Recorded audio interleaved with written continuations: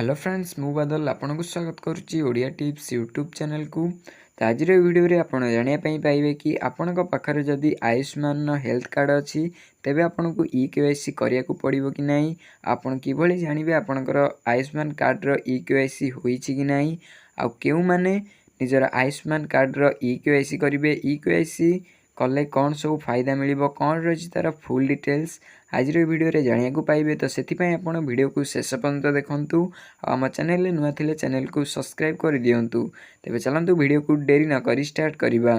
तो प्रथमे आपन को आयुष्मान ऑफिशियल वेबसाइट को जाई लॉगिन करिया को पड़िबो। तो तापरे आपन को कार्ड स्टेटस रे आपन को कार्ड टी अप्रूव होईची कि नाही, आपन को ई-केवाईसी स्टेटस रे आपन को कार्ड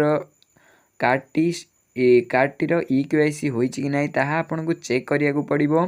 तो सेति पय आपन को निजर मोबाइल फोन हो बा कंप्यूटर हो जेकोसी गोटे ब्राउजर को ओपन कर दियंतु। तो ये जेकोसी गोटे ब्राउजर को ओपन कर सारा पर तापर आपन ये टाइप करंतु PMJAY। तो ये देखि पारथिबे PMJAY लिखि सारा पर तापर आपन ये सर्च कर दियंतु। तो तापर आपन को ये जो फास्ट लिंक टी शो हो जाउची PMJAY बेनिफिशियरी पोर्टल आपन तारि ऊपर ये क्लिक करंतु। तो तापर आपन आसी जिवे PMJAY रो ऑफिशियल वेबसाइट को। तो वेबसाइट रो लिंक मु वीडियो डिस्क्रिप्शन में दे देबी, आपन सेहिटु चाहे वेबसाइट को डायरेक्ट आसी परिबे। तो वेबसाइट को आसी सारा पर तापर आपन को एठी दुईटी ऑप्शन शो हो जाउथबो बेनिफिशियरी और ऑपरेटर। तो जदि आपनकर CSC सेंटर थाए तबे आपन एठी ऑपरेटर सिलेक्ट करंतु, जदि आपन नॉर्मल बेनिफिशियरी तो एठी आपन बेनिफिशियरी सिलेक्ट कर दियंतु। तो बेनिफिशियरी सिलेक्ट कर सारा पर तापर आपन को एठी जो कैप्चा टी शो होउची तो आपन को से कैप्चा टी को आपन एठी दे दियंतु। तो कैप्चा टी को दे सारा पर तापर आपनकर मोबाइल नंबर टी को आपन एठी टाइप कर दियंतु। तो मोबाइल नंबर टी को दे सारा पर तापर आपन को जो वेरीफायर ऑप्शन टी शो होउची आपन तारि ऊपर एठी क्लिक कर दियंतु। तो तापर आपन को मोबाइल नंबर को गोटे OTP जाइथिबो, तो से OTP टी को आपन एठी दे दियंतु। तो OTP टी को दे सारा पर तापर आपन को एठी लास्ट जो कैप्चा टी शो होउची से कैप्चा टी को दे दियंतु। कैप्चा टी को दे सारा पर लॉगिन ऊपर क्लिक कर दियंतु। तो तापर आपन सामने रे एई किसी इंटरफेस शो हबो। तो आपन को एठी एई सब ऑप्शन गुडी को आपन को एठी सिलेक्ट करिया को पड़िबो। तो फास्ट रे आपन को ए जो स्कीम रे आपन एठी PMJAY सिलेक्ट कर दियंतु। एटा आगुर सिलेक्ट होइथिबो, जदि न होउची तो आपन एठी PMJAY सिलेक्ट कर दियंतु। तापर स्टेट रे राज्य रे हमर एठी ओडिसा सिलेक्ट कर दियंतु।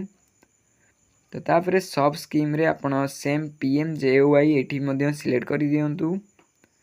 तो तापर डिस्ट्रिक्ट रे आपनकर जिला केउ जिला आपन ताहा एठी सिलेक्ट कर दियंतु। तो तापर ये सर्च बाय रे आपन को माध्यम रे निजर आयुष्मान कार्ड टी को लॉगिन करिया चाहउचंदी ताहा एठी सिलेक्ट कर दियंतु। तो ये मो आधार नंबर टी को एठी सिलेक्ट कर दउची। तो जहाँ आपन एठी सिलेक्ट करथिबे तार नंबर टी को आपन एठी टाइप कर दियंतु। तो ये जेहेतु मो आधार नंबर सिलेक्ट करची मो आधार कार्ड नंबर टी को देई तापर एठी आपन जो कैप्चा टी शो होउची से कैप्चा टी को आपन एठी दे दियंतु। तापर एठी आपन सर्च ऊपर क्लिक करंतु।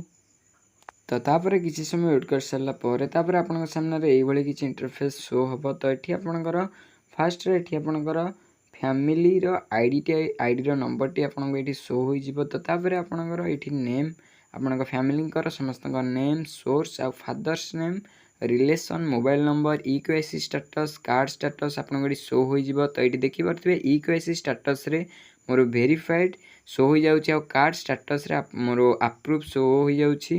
तो जदि आपनकर एठी ई-केवाईसी टी होई नथिबो आपनकर आयुष्मान कार्ड रो तो एठी आपनकर नॉट वेरीफाइड शो हबो। जेहेतु मोर ई-केवाईसी होई जाइछि तो एठी वेरीफाइड शो हो जाउची।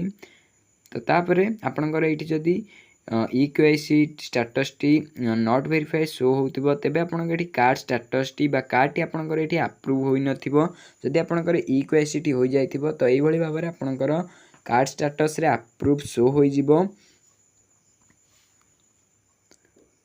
तो जदि आपनकर एठी ई-केवाईसी टी आपनकर वेरीफाई होई नाही बा नॉट वेरीफाइड लेखुची तो आपन किभली निजर ई-केवाईसी टी करि परिबे सेति पय आपन को एठी जो डाउनलोड ऑप्शन टी शो होची ता पर क्लिक करी आपन एठी निजर वेरीफाई ऊपर क्लिक करंतु। तो तापर आपन एठी येस उपर क्लिक करी अलाउ उपर क्लिक कर दियंतु। तो तापर ये आपको दुईटी ओटीपी जीव, गोटे आपणकर मोबाइल नंबर को आउ गोटे आपणकर आधार कार्ड जो मोबाइल नंबर टी लिंक अच्छी सेठी गोटे ओटीपी जीव। तो प्रथम आप निजर आधार कार्ड रे जो मोबाइल नंबर टी लिंक अच्छी तार ओटीपी टी को आपड़ ये दे दियंतु। तो से ओटीपी टी को दे सारा पर सेकेंड रे आपणकर मोबाइल नंबर को जो ओटीपी टी जाइए तो से मोबाइल नंबर ओटीपी टी को आपड़ ये दे दियंतु।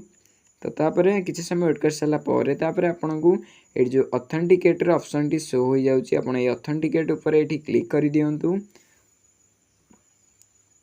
तो तापर आपको ये सब ऑप्शन ये आपको शो हो जिवो, डाउनलोड कार्ड आउ रिडो EKYC ये सब दुईटी ऑप्शन आपको शो हो जिवो। जदि आपण ये निजर कार्ड टी को डाउनलोड करने चाहूँगी तो आप निजर आयुष्मान कार्ड टी को डाउनलोड करें। आ EKYC करने आपको जो redo EKYC option T show होची तार ऊपर आप क्लिक करंतु। तो तापर आप क्यों माध्यम EKYC करेंगे ताहा आपण ये सिलेक्ट कर दियंतु। ये आधार ओटीपी ऊपर सिलेक्ट करी मैं वेरीफाई ऊपर क्लिक कर दूची। तो तापर आपणकर आधार कार्ड रे जो मोबाइल नंबर टी लिंक थी से मोबाइल नंबर को ओटीपी जीव। तो से ओटीपी टी को देई आपण ये निजर आयुष्मान कार्ड रो EKYC टी करि परिबे। एही बळी भाबरे आपण निजर फैमिली मेंबर कर मध्य आयुष्मान कार्ड रो EKYC टी करि परिबे। तो ये थिला आज वीडियो, आपण किभଳି भाबरे निजर आयुष्मान कार्ड रो EKYC रो स्टेटस टी को चेक करि परिबे आ किभଳି भाबरे निजर आयुष्मान कार्ड रो EKYC टी को करि परिबे। जदि वीडियो टी भल लागिता है वीडियो गोटे लाइक कर देबे, हम चैनल नुआ थिले चैनल को सब्सक्राइब कर देबे। देखा बा आ एक वीडियो रे।